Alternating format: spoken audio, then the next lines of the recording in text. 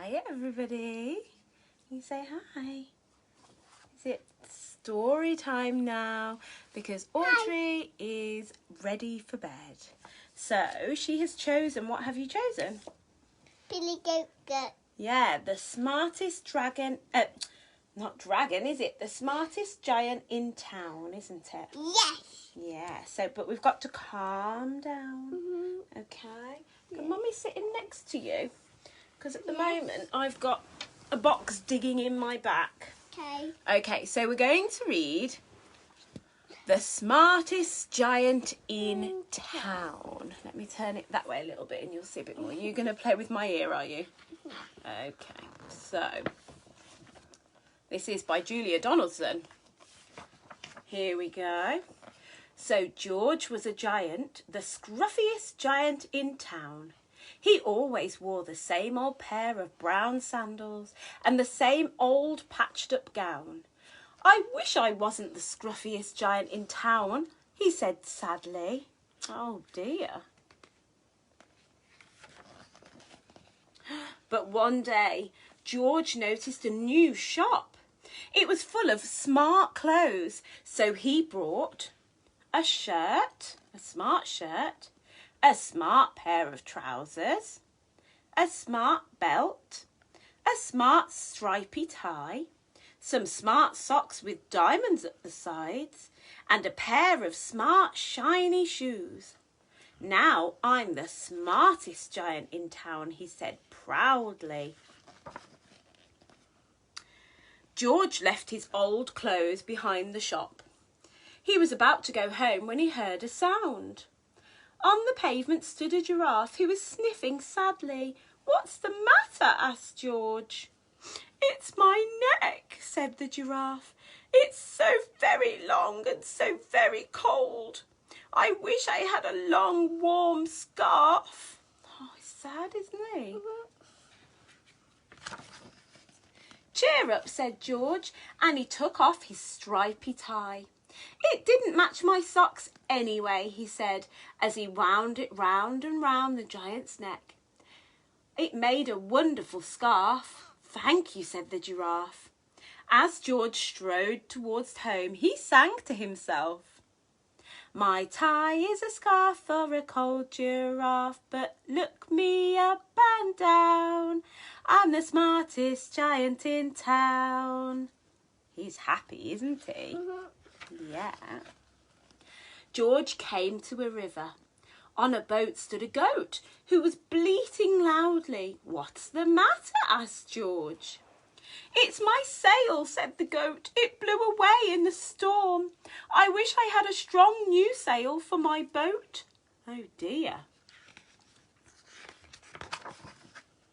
"Cheer up," said George, and he took off his new white shirt. "It kept coming untucked anyway," he said, as he tied it to the mast of the goat's boat. "It made a magnificent sail." "Thank you," said the goat. George strode on, singing to himself. "My tie is a scarf for a cold giraffe. My shirt's on a boat as a sail for a goat. But look me up and down. I'm the smartest giant in town." Okay. He's very kind, isn't he, Audrey? George came to a tiny ruined house. Beside the house stood a white mouse with lots of baby mice. They were all squeaking. "What is the matter?" asked George. "It's our house," squeaked the mother mouse. "It burned down and now we have nowhere to live. I wish we had a nice new house." Oh no. All those babies. "Cheer up," said George, and he took off one of his shiny shoes. "It was giving me blisters anyway," he said. As the mouse and her baby scrambled inside, the shoe made the perfect home for them. "Thank you," they squeaked. The little people and the big people are sinking It's loud. It's loud. It was probably singing because he probably hopped down the road, but he didn't mind because as he hopped, he sang to himself. Yeah. My tie is a scarf for a cold giraffe. My shirt's on a boat as a sail for a goat. My shoe is a house for a little white mouse.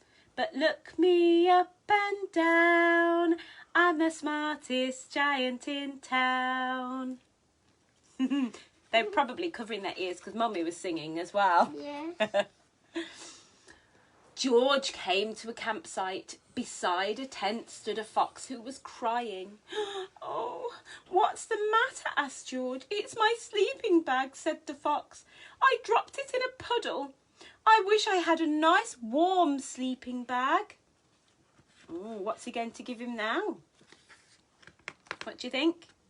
I think It's going to be his sock. sock. Cheer up, said George, and he took off one of his socks with diamonds at the side. It was tickling my toes anyway, he said. As the fox snuggled into it, it made a very fine sleeping bag. Oh, thank you, said the fox. George hopped on, singing to himself. My tie is a scarf for a cold giraffe. My shirt's on a boat as a sail for a goat. My shoe is a house for a little white mouse. One of my socks is a bed for a fox.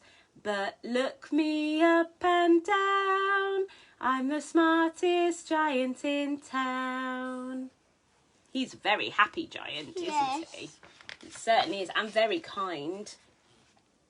George came to a big, squelchy bog. Beside the bog stood a dog who was howling. Howl!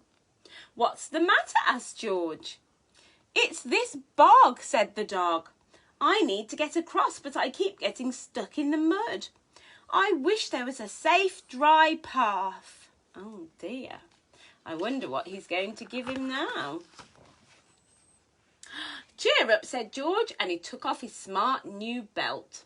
It was squashing my tummy anyway, he said, as he laid it down over the bog. It made an excellent path. Thank you, said the dog. The wind started to blow, but George didn't mind. He hopped on, singing to himself. You going to sing with me? Yeah? Yes. My tie is a scarf for a cold giraffe. My shirt's on a boat as a sail for a goat. My shoe is a house for a little white mouse. One of my socks is a bed for a fox. My belt helped a dog who was crossing a bog. But, are you ready? My trousers are falling down. I'm the coldest giant in town. Suddenly George felt very sad and shivery and not at all smart. Look, what can we see? His pants. His pants, oh dear. He stood on one foot and thought, I'll have to go back to the shop and buy some more clothes, he decided. He turned round and hopped all the way back to the shop. Oh dear. In his pants. But when he got there, it was closed. Oh no, cried George. He sank down on the doorstep and a tear ran down his nose. He felt so sad as all the animals he had met on his way home. Then out of the corner of his eye he saw a huge bag with something familiar poking out of the top. George took a closer look. My gown, he yelled, my dear old gown and sandals. George put them on. They felt wonderfully comfortable. I'm the cosiest giant in town, he cried, and he danced back home along the road. Oh, wow. He's happy. Yes. Outside his front door stood all the animals he had helped. They were carrying an enormous present. Come on, George, they said, open it. George untied the ribbon. Inside was a beautiful gold paper crown and card. Look inside the card, George, said the animals. George put the crown on his head and he opened the card. Inside it said, Your tie is a scarf for a cold giraffe. Your shirt's on a boat as a sail for a goat. Your shoe is a house for a little white mouse. One of your socks is a bed for a fox. Your belt helped a dog who was crossing a bog. So here is a very fine crown to go with your sandals and gown of the kindest giant in town. Look at all the pictures they drew for him. That's so kind, isn't it? Yeah. And that is the end of the story. Another one. He was very lucky, wasn't he? Another one. I don't think we've got time for another story. Do you want to tell everybody? No. In there? Another Wait. Tell everybody what a lovely day you've had. Have you had a nice day? Yeah. What have you done? What have you been doing today? Take your thumb out. What have you done today? Nothing. You didn't do anything today. No? Are you a bit tired now? Yeah. Let's say goodnight then. Yes. Let's say goodnight to everybody and Mummy will see about another story. You've got to say goodnight to everyone first though. What do you say to everybody? Good night.